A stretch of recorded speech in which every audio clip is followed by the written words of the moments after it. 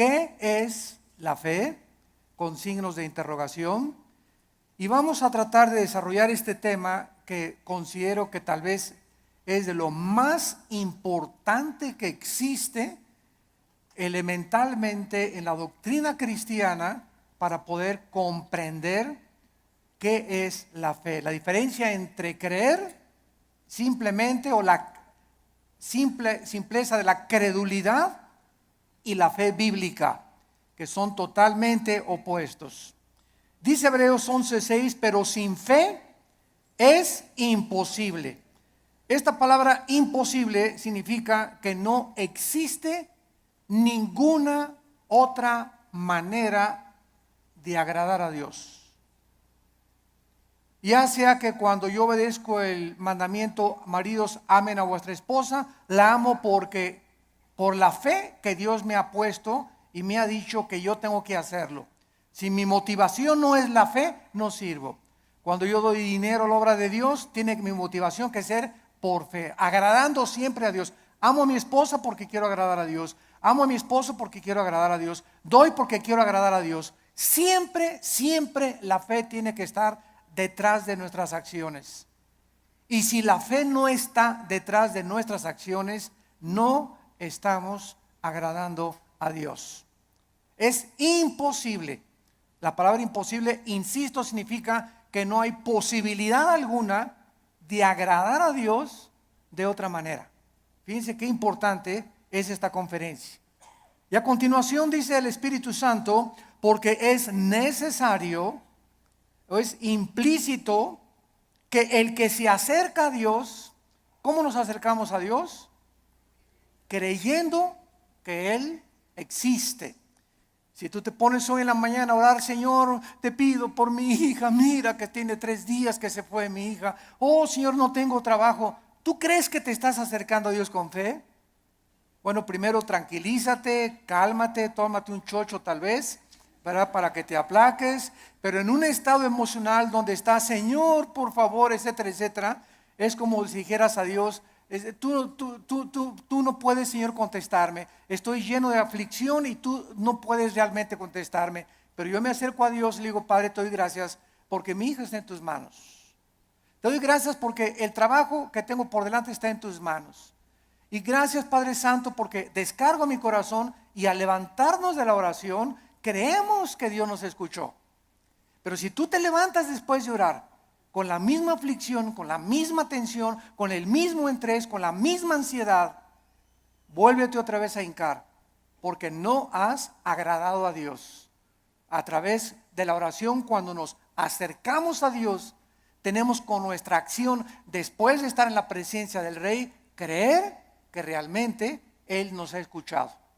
Y además hay que creer otra cosa, que Él es galardonador. O sea que Dios nos va a recompensar todo vaso de agua que nosotros demos, un simple vaso de agua a cualquier persona en el nombre de Jesús.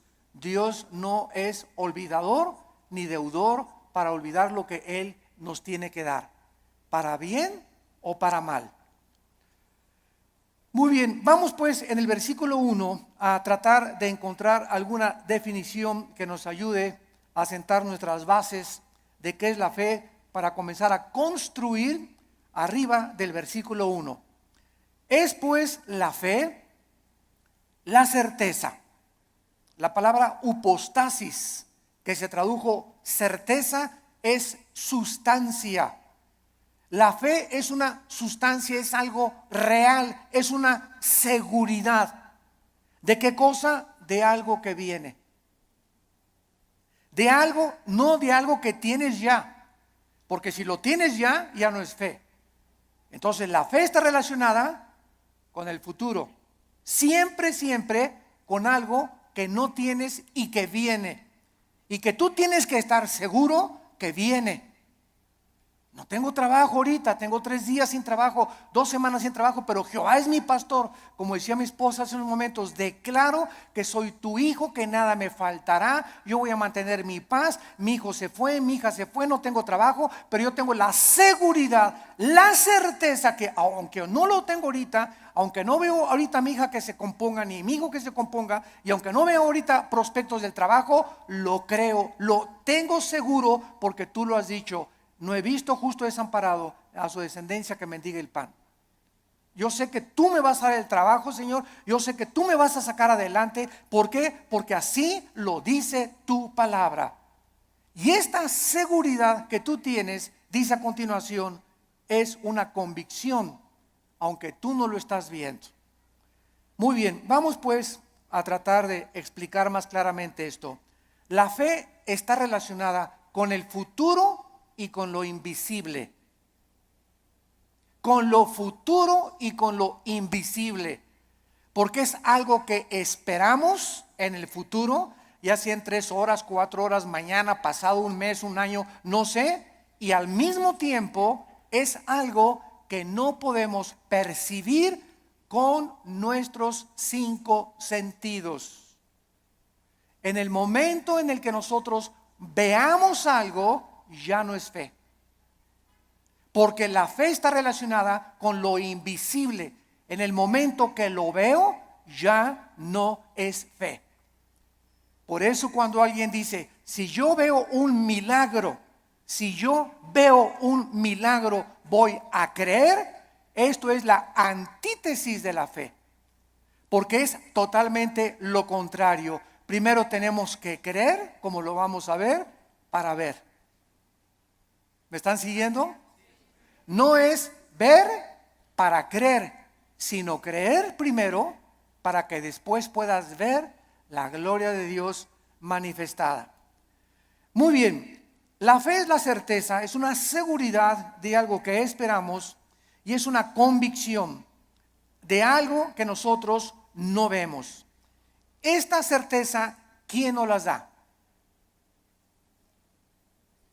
Porque necesitamos una certeza y necesitamos una convicción para que nuestra fe sea sólida y esté basada en un buen fundamento teológico. Esta certeza nos la da la Biblia.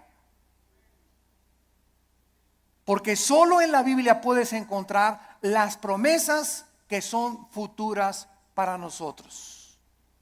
Dice Dios, si tú siembras escasamente, recoges escasamente. Si tú siembras abundantemente, recoges abundantemente. Si tú amas a tu esposa como Cristo amó la iglesia, no te imaginas las bendiciones que vendrán sobre tu vida. Si tú no amas a tu esposa como te estoy mandando en la palabra de Dios, las promesas mías que te tengo preparadas, no las vas a poder ver. Porque no has creído. Porque para que puedas ver la bendición en tu matrimonio, para que puedas ver la bendición en tu noviazgo, para que puedas ver la bendición económica en tu vida y en tus negocios, antes tienes que creerle a Dios y poner en práctica o en acción lo que Dios dice en su palabra. Y la convicción, ¿quién nos las da?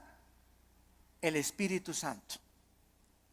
Entonces tenemos íntimamente relacionadas a la Biblia con el Espíritu Santo. No podemos jamás divorciar al Espíritu Santo de la Biblia, ni la Biblia del Espíritu Santo, porque el Espíritu Santo es el autor de la palabra de Dios. Entonces necesitamos entender que el Espíritu Santo es un espíritu de santidad, ¿verdad? Es el espíritu de verdad, es el consolador. Entonces, si yo tengo el Espíritu Santo y quiero caminar con el Espíritu Santo y Él es santo, ¿podrán caminar dos juntos si no estuvieran de acuerdo? No, ¿verdad?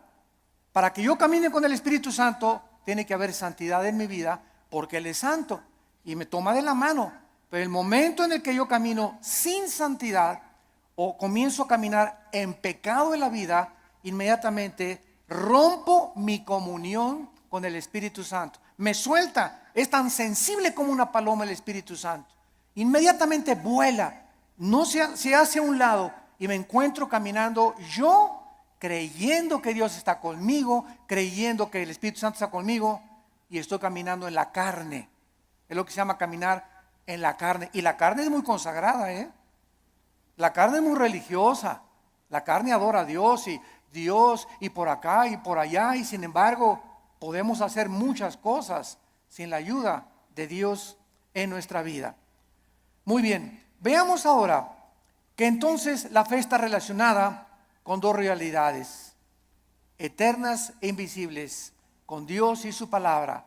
La verdadera fe bíblica está limitada a la Biblia. En otras palabras, hace algún tiempo recuerdo que unas personas me dijeron: Armando, ¿por qué eres tan incrédulo? ¿Por qué no crees que el orito que está cayendo del cielo lo manda Dios y las piedras preciosas que están cayendo en nuestra iglesia son de Dios? Y yo les contesté sencillamente: porque Dios no me manda a creer eso. Yo creo lo que la Biblia dice, pero el hecho de creer cualquier fenómeno o cualquier acción, aunque sea milagrosa, no implica que sea de Dios. Porque el diablo puede hacer fenómenos y puede hacer milagros también. Entonces no me pueden nadie catalogar, ni tampoco a ti clasificarte como que eres un incrédulo y no lo crees. Claro que lo creo, pero si está en la palabra de Dios.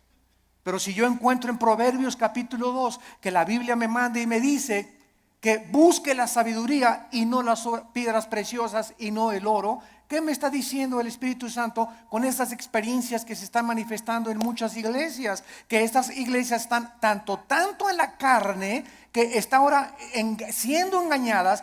Pues quieren eso, quieren circo, maroma y teatro, quieren ver milagros, pues eso les voy a dar, como hizo Dios con los judíos en el desierto. ¿Quieren comida? Pues se las voy a dar hasta que les llegue hasta aquí.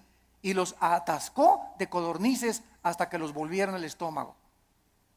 Este es un juicio de Dios. ¿Por qué? Porque Dios nos busca que busquemos sabiduría y que no busquemos, ¿verdad?, las cosas que está cayendo ahorita del cielo. Y mira, hermano, le digo, es más diamantina que nada, hombre, esas menso. La fe está relacionada, está íntimamente ligada a la Biblia. Nuestra fe no es un trapo ungido. Hermano, voy a ir al río del Jordán.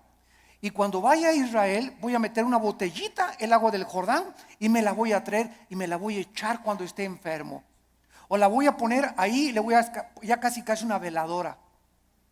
Voy a traer agua del Jordán y me voy a bautizar del río Jordán. El agua del río del Jordán y el agua del río Bravo y el agua del río Nilo y el agua del río Támesis en Inglaterra es exactamente igual. El río Jordán no tiene propiedades milagrosas. Es el agua de un río donde hace 2000 años el Señor Jesucristo fue bautizado, pero el agua no tiene nada de milagroso. El río es como cualquier otro río, y el hecho que Jesús y el Bautista hayan bautizado ahí no significa que va a ser agua milagrosa. Estamos retrocediendo otra vez a Roma, a la agua bendita.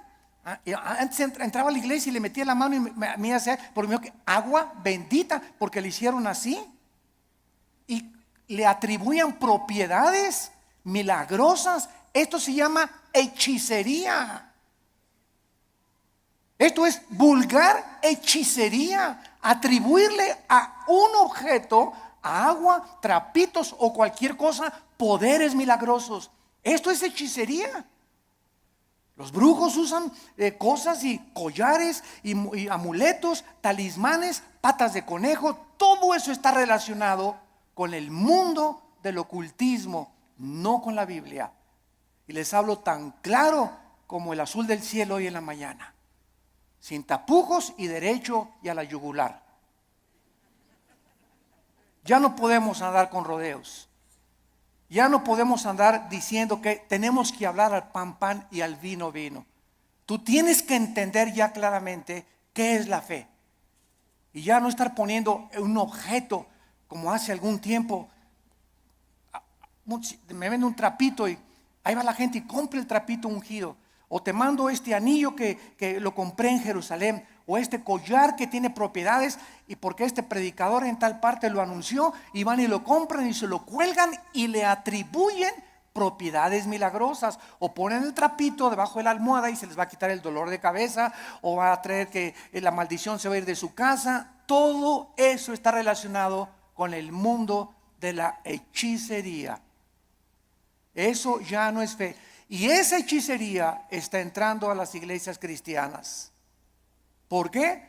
Bueno, hace 2000 años en la iglesia de Gálatas, en Gálatas 5, versículo 1, el apóstol Pablo, si alguien no lo cree, les dice a los Gálatas: ¿quién los fascinó para no oír la verdad? Y esa palabra fascinar en el griego es hechizar.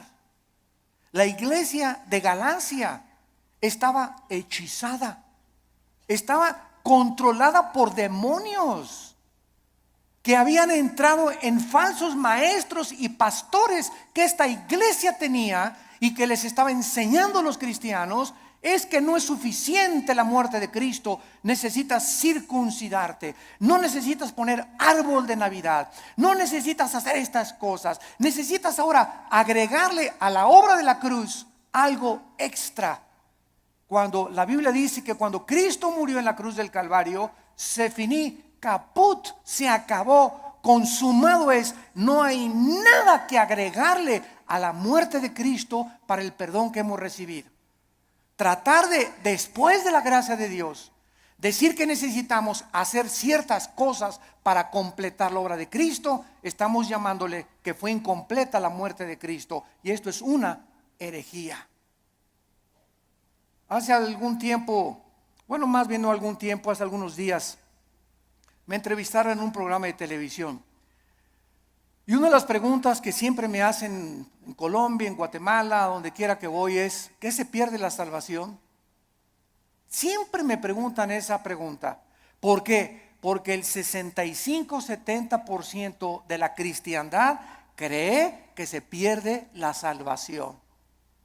¿De dónde sacaron esta doctrina? De un hombre llamado Jacobo Arminio, que enseñó, y porque hay 5 versículos de la Biblia, nada más 5 contra más de 500 versículos en la Biblia que enseñan que la salvación no se puede perder. Además que es ilógico teológicamente. Entonces, estos 5 versículos parecen enseñar que la salvación se pierde, como si que te borraré del libro de la vida y que te apartaré y la rama, Juan 15, serán cortados, etcétera, etcétera, que parece indicar que la salvación se pierde. O segunda de Pedro capítulo 2, 22 al 24, que el perro regresa a su vómito, la puerca lavada a lavarse en el lodo. Pero sin embargo, cuando estudiamos estos versículos, nos damos cuenta que los sacaron de su contexto.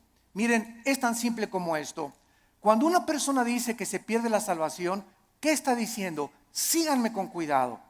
Está diciendo que al llegar al cielo, Pedro le va a decir: a ver, Pancho Pantera, ¿por qué te voy a dejar entrar al cielo? Y tú le vas a contestar: por la gracia de Dios, más me porté bien. Igual a la salvación. Eso es lo que se está diciendo. O sea que la gracia de Dios no fue suficiente. Ahora que ya soy salvo, necesito portarme bien, porque si no me porto bien, pierdo la salvación. Entonces, ¿qué salvación nos dio Dios? ¿Temporal o eterna? Dicen Hebreos 9 y Hebreos 10 que nos hizo eternamente perfectos y santificados. En el momento que recibes a Cristo, recibes la eternidad. Estamos ya en el reino de Dios espiritualmente. La eternidad está dentro de nosotros ya. Pero, y ahora en segundo lugar, ¿por cuántos pecados? Apunta todo esto para que te defiendas. ¿Por cuántos pecados murió Cristo en la cruz? ¿Por los pasados, por los presentes o por los futuros? Por los pasados, los presentes y los futuros. Entonces, si existe un pecado que diga que nos hace perder la salvación, Cristo tendría que volver a morir. Cristo tendría que volver a pagar por ese pecado que te hizo perder la salvación. Porque la muerte de Cristo solamente te perdonó los pasados, pero los que tú cometas, tú eres responsable. Y si hay alguno que cometas, entonces Cristo tiene que volver a morir. Y entonces ya Cristo no murió por los pecados pasados, presentes y futuros, sino solamente por los pasados. Porque los que estás cometiendo, tendría Cristo que estar muriendo muchas veces para estar pagando por ellos. Ahora, si tú cometiste un pecado que te hace perder la salvación, la pregunta de los 64,000 pesos es: ¿cuál es, Pancho? ¿Qué pecado nos hace perder la salvación? Dice 1 Juan, la sangre de Cristo nos limpia solo de algunos. Eso dice. Ni el homosexualismo, ni el divorcio, ni el transexualismo, ni el robo, ni el crimen, ni el asesinato, ninguno de estos pecados es el pecado imperdonable. Ninguno de estos pecados es la blasfemia contra el Espíritu Santo. El único pecado que no tiene perdón no lo pueden cometer los cristianos, solo los no cristianos, que es la blasfemia contra el Espíritu, rechazar la gracia de Dios. Hechos 7, 51 y 52, que es el pecado que cometieron los fariseos, que después de ver, después de oír al Hijo de Dios, después de oír la predicación de la palabra, no te quiero, no te quiero, no te quiero. Pero un cristiano, 1 Corintios 12:2, no puede por el Espíritu ni siquiera blasfemar o maldecir al Espíritu Santo. Antes de ser cristianos, todos blasfemamos el nombre de Dios. Todos blasfemamos contra el Espíritu Santo antes de ser cristianos, ¿no es verdad? Todos cometimos pecados tremendos. Ahora, cuando nos muramos, otra pregunta: cuando nos muramos, ¿cuántos van a morir perfectos? ¿Dónde está San Anastasio por aquí? O Santa Rita de Casia. Cuando muramos, vamos a morir en pecado. A lo mejor hoy en la mañana le grité a mi esposo y me muero a las 2 de la tarde, ya me morí en pecado. A lo mejor hiciste una mentira a las 3 de la tarde y te da un ataque al corazón a las 7 de la noche, ya te moriste en pecado. Te pasaste un alto, ya te moriste en pecado si chocas. Todos nos vamos a morir con algún cierto de pecado, pero esos pecados ya fueron puestos en la cruz del Calvario. Entonces tendríamos que ir al purgatorio para pagar por esos pecados con los que morimos y no los pudimos confesar. Todo esto es absurdo y irracional teológicamente. Y podemos continuar así con los pactos, con la gracia. ¿Qué es la gracia, no? Entonces decir que se pierde la salvación es decir que es la gracia más portarme bien o hacer buenas obras para poder entrar al cielo. La fórmula está equivocada totalmente. Estás reprobado químicamente en la teología. La fórmula es la gracia más nada igual a la salvación. Las buenas obras que nosotros hacemos no son para salvarnos. Ya Cristo pagó por todas mis malas obras pasadas, presentes y futuras. Mis buenas obras que ahora hacemos, síganme con cuidado, Virgen del Socorro. Las buenas obras que nosotros hacemos después de la salvación solamente son para la entrega de recompensas o la pérdida de recompensas en el tribunal de Cristo. El cristiano ya no va a ser juzgado por sus obras en cuanto a la salvación, sino en cuanto a las recompensas. Y la fidelidad va a ser altamente recompensada por Dios. Un vaso de agua que hayamos dado, lo que hemos hecho en el nombre de Dios, pero no está relacionado ya con la salvación. Ya hemos sido justificados por la fe, ya hemos sido santificados y ya hemos sido glorificados desde antes de la fundación del mundo.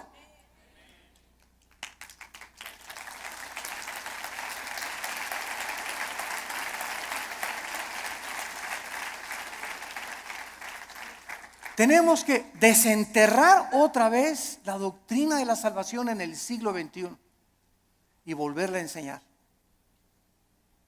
claramente, porque el pueblo de Dios, en los errores en que está cayendo, es por no tener bases teológicas firmes, doctrinales, de una doctrina elemental como la gracia y la salvación. Y por todos lados, porque todo el mundo lo cree, yo también lo creo. Demuéstramelo con la Biblia y lo voy a creer entonces. Pero no voy a creer que porque todos creen que se pierde la salvación, yo voy a creer que se pierde la salvación. Yo te lo demuestro y se los dije en la televisión, tenemos el debate con el que quiera y se lo demostramos, ¿verdad? Que es absurdo seguir creyendo que se pierde la salvación. Ahora muchos dicen, bueno, como ya no pierdo la salvación, me voy a portar ahora sí, le voy a dar vuelo a la hilacha, ¿verdad? Bueno, dice Gálatas 5:10 que fuimos llamados a libertad, solamente que no usemos la libertad como ocasión para la carne. La persona que dice eso Con que no puedo perder la salvación, puedo hacer lo que quiera, no es salvo. No es salvo. Porque si tienes al Espíritu Santo, no vas a tratar de aprovecharte y tomar la gracia de Dios como una licencia para pecar. Eso demostraría Romanos 6, que pues pecaremos para que la gracia de Dios abunde. De ninguna manera, porque los que hemos muerto con Cristo, ¿cómo vamos otra vez a pecar? O a tratar de pecar voluntariamente. Ya demostraría que ni siquiera tenemos la salvación. Bueno, esto es importante en relación con la fe. Y vamos a ver ahora algunos ejemplos de la fe en algunos versículos en el Antiguo y en el Nuevo Testamento. Vamos a ver en primer lugar el Salmo 27, para que veamos cómo operó la fe en el Antiguo Testamento y tengamos bases más profundas acerca de nuestra fe. Vuelvo a repetir, la fe está relacionada con el futuro y con lo invisible. La antítesis de la fe sería ver, porque caminamos por fe, no por vista. La vista queda excluida de la fe. Y si camino por vista, está excluida la fe. Una de otra están excluidas. No pueden ser las dos verdad. O camino por fe sin ver, o veo y ya no camino por fe. ¿Está claro? Es muy importante aceptar este concepto. Si caminamos por vista, ya no necesito la fe. Si camino por fe, no necesito la vista. Cada una excluye, insisto, la otra. Esto es contrario a lo que el mundo dice. Ver para creer. Esa es la filosofía del mundo. Esa es la dimensión en la que el mundo se mueve. Nosotros hemos entrado a otra dimensión totalmente, que dice lo contrario, que necesito primero creer para poder ver. Dice el Salmo 27, versículo 13, cuando David se encontraba afligido, perseguido por Saúl, sin trabajo, escondido en una cueva, criticado, sus hijos de David se volvieron contra él. Bueno, el pobre David, ¿verdad?, tenía todo tipo de tribulaciones iguales a las que tenemos muchos de nosotros. Y David nos manifiesta y nos exhibe una verdad preciosa.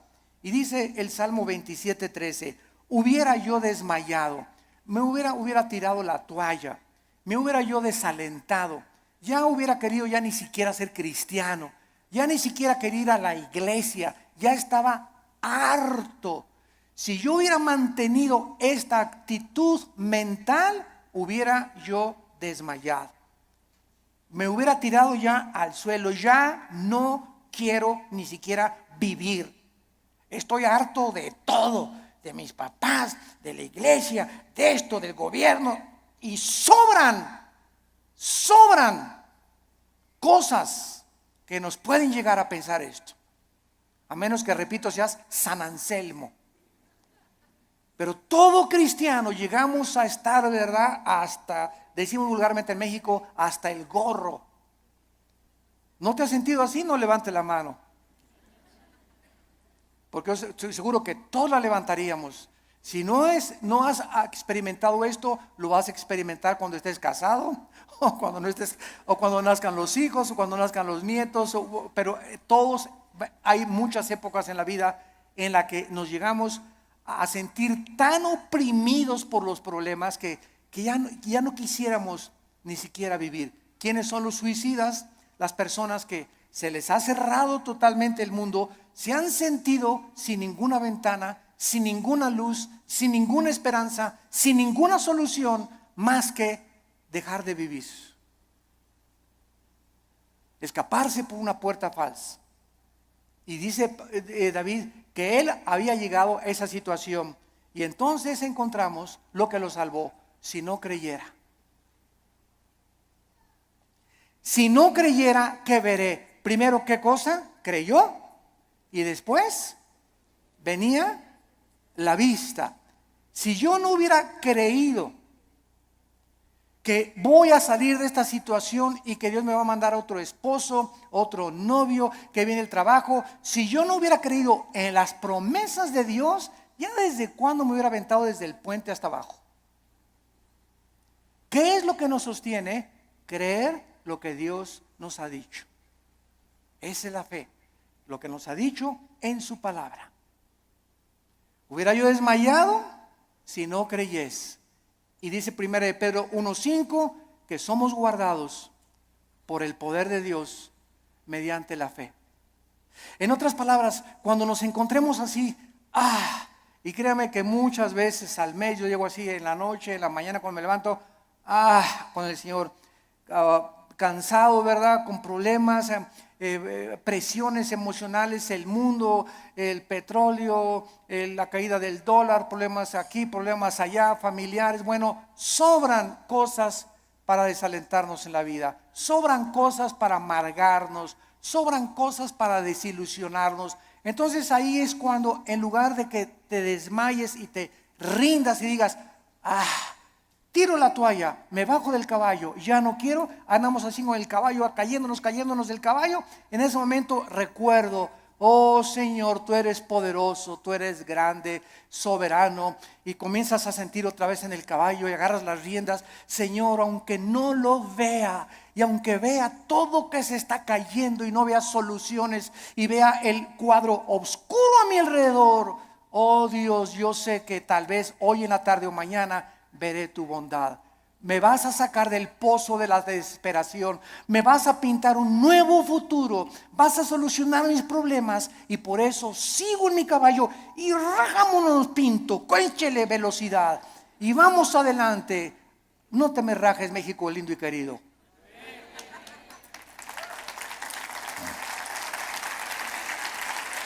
No nos echemos para atrás.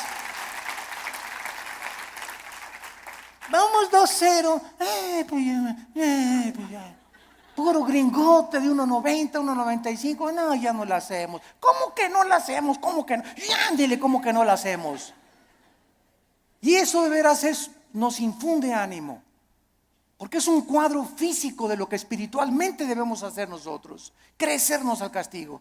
Ya no hay trabajo. Y nadie me quiere. Y me dicen risitos de oro, pero tengo nariz de corcholata. ¿Sabes una cosa? Bueno, ¿por qué comenzamos a sentirnos así? Porque estamos viéndonos en el espejo, porque estamos viendo la situación, porque estamos caminando por vista. Olvídate y desconéctate de lo que ves y lo que por tus 5 sentidos entran, y conéctate con la palabra de Dios. Diario ven a la Biblia en la mañana, cargar las pilas, la energía. Chupa la fuerza espiritual que Dios tiene para nosotros, que es la que nos va a sostener. Nos separamos de la Biblia y nos vamos al suelo. Hebreos 11:27, otro ejemplo en el Nuevo Testamento de Moisés. Hebreos 11:27 dice así: por la fe, por creer lo que Dios había dicho, porque la fe nunca la desconectemos de la Biblia. Por creer lo que Dios ya había revelado en su palabra en el Antiguo Testamento, Moisés dejó Egipto. Si él hubiera sido guiado por sus emociones, vean ustedes, el temor, que es el más grande enemigo de la fe. El temor. El temor es la antítesis de la fe, es lo opuesto de la fe. Si Moisés hubiera dicho, el rey, si me voy me va a mandar los soldados, me mata, me corta la cabeza, él es el emperador de Egipto.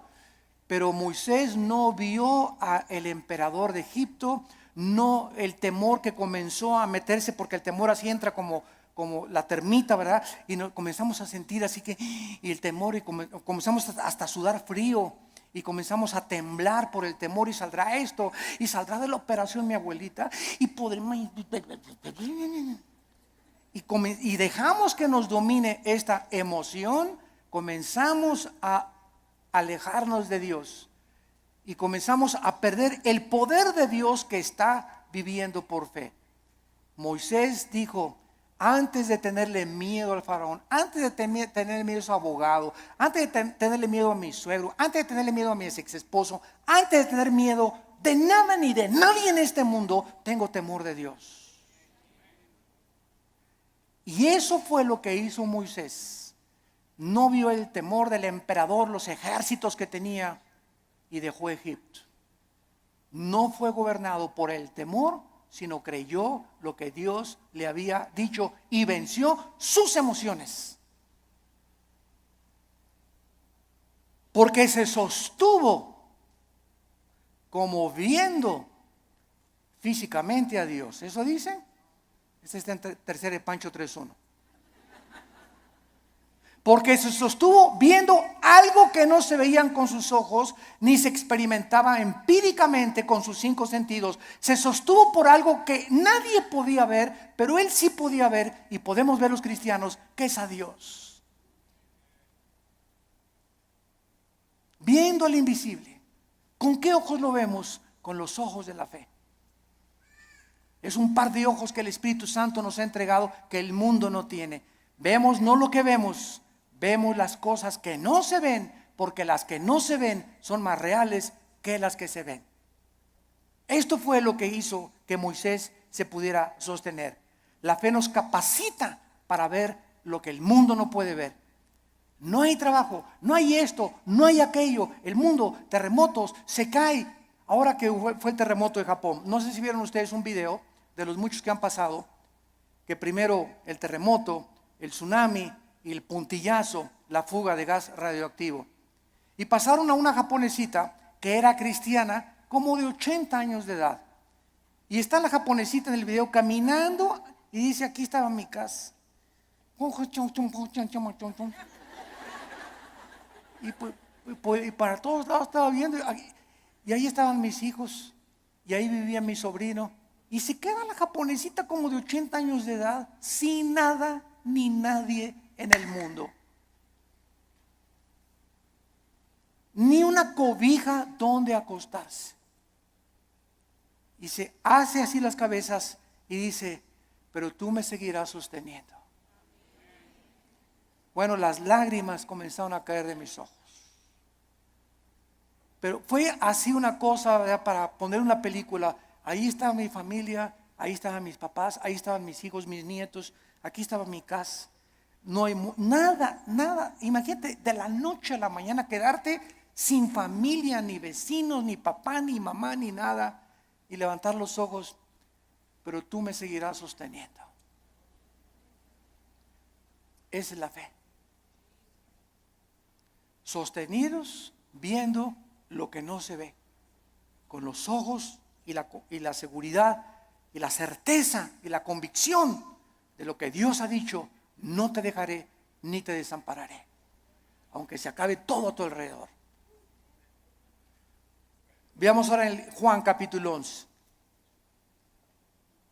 Juan capítulo 11, versículo 39 y 40. Se muere Lázaro. La familia de Lázaro eran las hermanas Marta y María. Marta es un ejemplo de la mujer afanada, María un ejemplo de la mujer que se acerca a Dios. Pero las dos nos representan a todos nosotros. No porque te digas Marta vas a ser afanada, ¿verdad? Pero es un ejemplo solamente de que todos nosotros padecemos esta debilidad, de que muchas veces queremos ver para creer. Y tenemos que dominar esa tentación y ese impulso de nuestra antigua naturaleza. Entonces aquí en Juan 11:39 dijo Jesús: quiten la piedra. Marta, la hermana del que había muerto, dijo: Señor, y he de ya, porque es de 4 días. Jesús le dijo: ¿no te he dicho que si crees, verás? Ahí está otra vez. Marta, tú no tenías que haber visto que se alivió ahorita. Hemos llegado al punto que lo dejé morir, porque Cristo dejó morir a Lázaro. ¿Se acuerdan que cuando le avisaron? Señor, Lázaro se está muriendo? No hizo caso. Y era el mejor amigo de Jesús y la familia que lo hospedaba y le daba de comer a Jesús, y tenía según un cuartito especial para Jesús cuando pasaba por ahí Jesús. Y no hizo caso Jesús, y Lázaro se murió. Y ya que tenían 3 días, Jesús dice a los discípulos: vamos a donde está Lázaro. Y ahora sí, como decimos en México, ¿ya para qué? ¿Ya para qué? ¿Ya para qué? Pues ¿cómo que ya para qué? Pues eso decimos nosotros, pero no lo dice Jesús ni Dios tampoco. Y llega Jesús, los discípulos: ¿ya para qué, Señor? ¿Ya para qué? Ya pierdes tu tiempo. Y es que todo, dice Cristo, lo hice llegar a este punto, y te estoy haciendo llegar a este punto donde pierdas tu trabajo, donde tengas esa enfermedad, donde pases esto. Estoy llevando las cosas al extremo para que cuando estén en el extremo, ahí pueda yo ser grandemente glorificado por tu vida. Yo cuántas personas he visto que se enferman de cáncer y que son sanadas y que dicen: Dios mío, hasta los médicos, pero esto es un milagro. Pero si no hubiera sido esa enfermedad, no hubiera sido glorificado Dios. Si no hubieras perdido tu trabajo y un trabajo te viene milagrosamente, ¿cómo podrías decir: Señor, solo tú pudiste haberme dado este trabajo? Fue un milagro. Así como ayer la selección mexicana fue un milagro que ganara. Pero aquí no se mete, ¿verdad?, la fe. O sea, 2-0, decimos, ya al 2-0, yo ya iba a pagar la televisión. La neta. Dije, ya, otra goliza. ¿Cómo nos vamos a levantar de un 2-0 con estos gigantones de gringos, verdad? Y cuando viene y te das cuenta, ¿no? Que, caray, digo, lo que no parece, se puede convertir en una realidad. Entonces muchas veces Dios deja que lleguemos a ese 2-0 y que parezca que todo está perdido. No está perdido, porque Él es Dios y Él es alguien que ha dicho: no te dejaré, desampararé, estaré todos los días contigo hasta el fin del mundo. Podemos, aunque perdiere mi padre y mi madre, con todo Jehová no me dejará, porque Él es nuestro sostén. Y le dice Cristo a Marta: si tú crees, vas a ver la gloria de Dios. Tenemos que ver espiritualmente para poder creer. La gloria no puede venir hasta que no creamos. Por ejemplo, en el área económica, en el área matrimonial, en el área de relaciones sociales, en el área de nuestras amistades, en todo esto se cumple primero creer para ver. Dios le dice a los maridos: amen a su esposa. Tú amas a tu esposa sacrificialmente y comienzas a quitar todas las imágenes de otras mujeres de tu vida, etcétera, etcétera, y ve Dios tu fidelidad mental y espiritual, porque los pensamientos no le engañan a Dios. ¿Qué hace Dios cuando un hijo está haciendo lo que la Biblia dice porque quieres agradar a Dios? Te bendice. No te imaginas cómo te bendice. Señor, pero que tú ya tiene 20 kilos de más, Señor. ¿Cómo tú? ¿No puedes cambiar una llanta vieja por una nueva? Como dicen en Guanajuato, ¿verdad? Y sabes una cosa, que cuando estamos casados no es solamente la pasión. La pasión dura la luna de miel 3 o 4 días y dura también en el triunfo del amor. Pero todas esas pasiones que tú ves y esos enganches que se dan, esas cosas, no duran. Y claro que nos seguimos besando y todo, ¿verdad? Pero entonces ya entras al matrimonio y ya entras a un nivel donde no solamente es pura pasión, hay problemas y bajadas, y comienzas a entrar a una madurez donde maduras con tu esposa y te das cuenta que es una relación que tiene que durar toda la vida hasta que la muerte nos separe, porque está basada en un cordón de 3 dobleces, que es Jesucristo.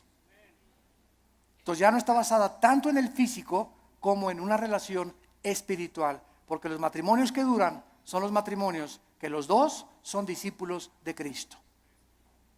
Cuando dos caminan hacia Dios, es como un triángulo. Dios está en la punta del triángulo y aquí está el hombre y la mujer. Cuando el hombre y la mujer caminan los dos siguiendo a Cristo, cada vez están más cerca el uno con el otro, porque más cerca están de Dios. Y ya podemos vencer esas cosas de: cámbiame, la verdad. Oye, es que no vas a tener Miss México toda tu vida. ¿Qué querías, verdad? ¿Que tu esposa te durara así? Tiene que dar a los 50 años tu esposa, a los 60 años tu esposa, el cuerpo se deforma, igual él tiene panza de Santa Claus ya también, ¿verdad? Pero nos seguimos queriendo. Entonces nuestra antigua naturaleza demanda ver para creer, puesto que depende de los sentidos, pero no de la palabra de Dios. Y veamos en penúltimo lugar 2 de Corintios 4. 2 de Corintios 4, versículos 17 al 18. Y dice el apóstol Pablo, esto es tremendo. Estamos tratando de encontrar la fe en el Antiguo y en el Nuevo Testamento en algunos pocos versículos. 2 de Corintios 4, 16 y 17 al 18. Por tanto, otra vez dice Pablo, no desmayamos. Qué peligroso es darnos por vencidos. Qué peligroso es tirar la toalla en la vida cristiana. Qué peligroso es desesperarnos. Qué peligrosísimo es desanimarnos. Qué peligroso es. Porque cuando un cristiano es animado, para que se te viene una horda de demonios que van a agravar tu situación.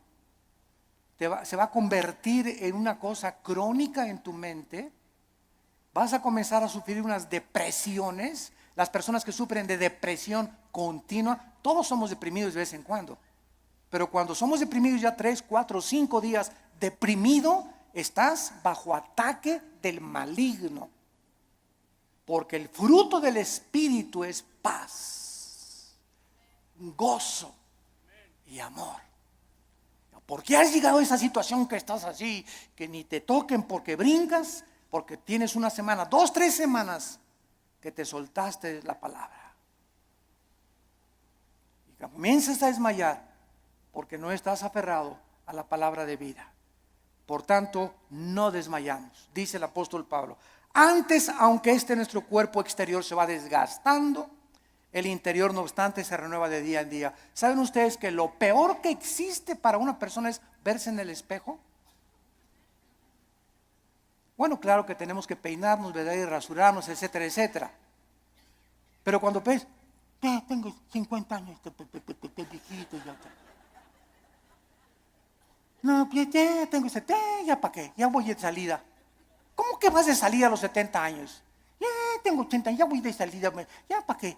¿Cómo que vas de 80? A los 80 años Moisés fue llamado por Dios. A los 80 años Caleb le dijo a Josué, dame más montañas para conquistar. Cuando comenzamos a vernos físicamente, no, pues es que dicen que a los 60, a los 70 se deteriora el cuerpo. Eso dice la ciencia, pero dice uno de los salmos que cuando nosotros confiamos en Dios, seremos fructíferos como las palmeras, tendremos fuerzas como las del búfalo y creceremos como los cedros del Líbano para continuar anunciando la justicia de Dios.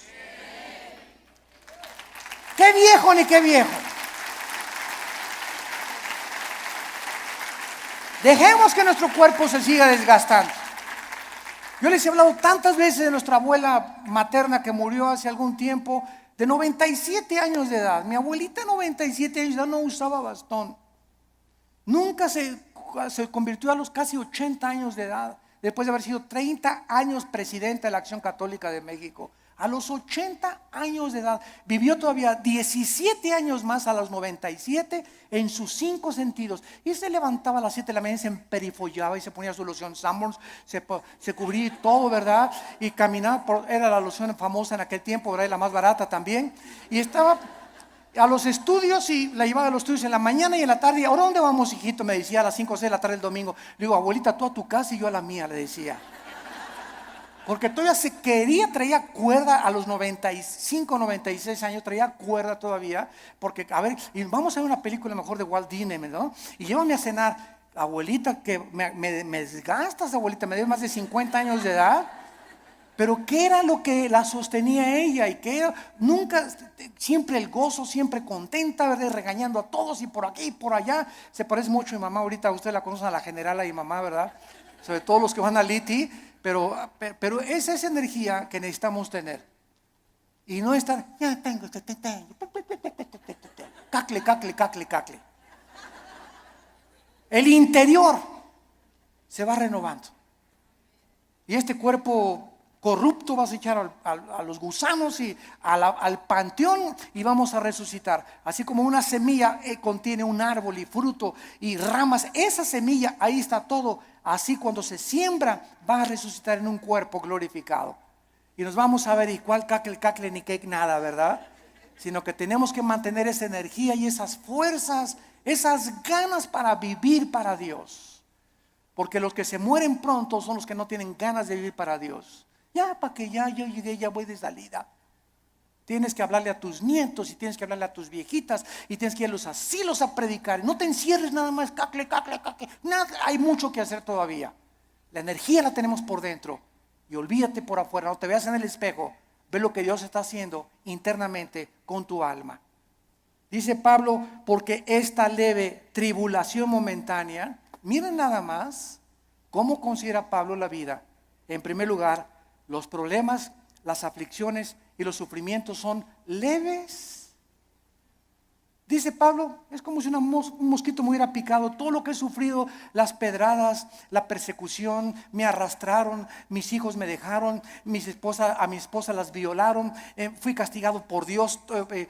David y Pablo, todo lo que sufrió y lo encerraron en la cárcel, todo ha sido leve y además temporal, momentáneo, porque Pablo no veía y como un perro, pobre de mí, ya no me quieren ni mis nietos, se acuerdan de mí, ya nadie me quiere.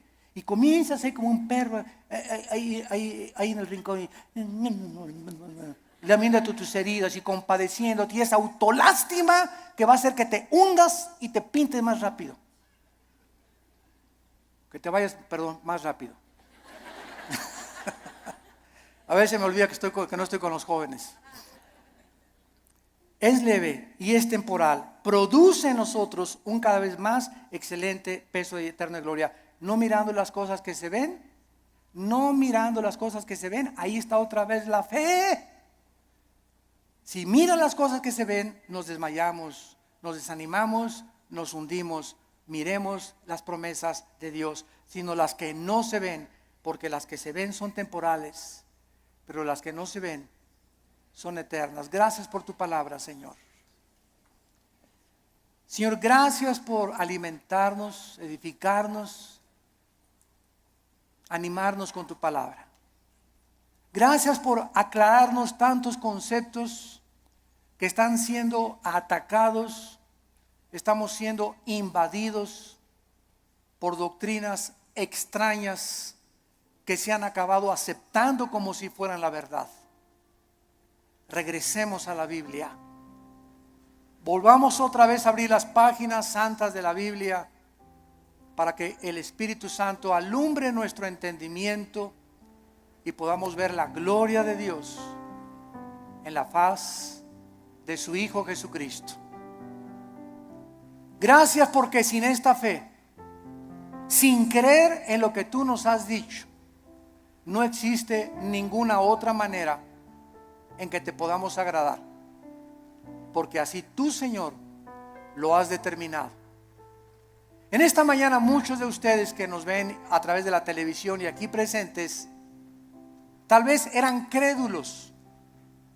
Y tú le llamabas fe a lo que te habían enseñado en tu familia o en tu religión, sin saber en qué estaba basada lo que te habían enseñado. Pero la fe requiere de conocimiento, porque necesitamos conocer, porque viene por el oír y el oír por la palabra, para que tenga una fe que salve tu alma. Ven a Cristo en esta mañana, entrégale tu vida diciéndole estas palabras: Señor, te doy gracias porque creo que en la cruz tu Hijo Jesús murió en mi lugar, que a los 3 días Él no se quedó en la tumba, tú lo levantaste de entre los muertos, dándome la garantía que yo también volveré a vivir juntamente con Él. Señor Jesucristo, te pido que entres a mi vida. Me arrepiento de mis pecados. Lávame con tu sangre preciosa. Sé para mí mi Señor ahora y mi Salvador, porque quiero ahora ya no vivir conforme a lo que veo con mis ojos físicos, sino con los ojos espirituales que en este momento me estás trasplantando tú, para poder ver tu gloria en tu palabra. En el nombre de Jesús, amén. Gracias a Dios por su palabra. Gracias a Dios por la Biblia.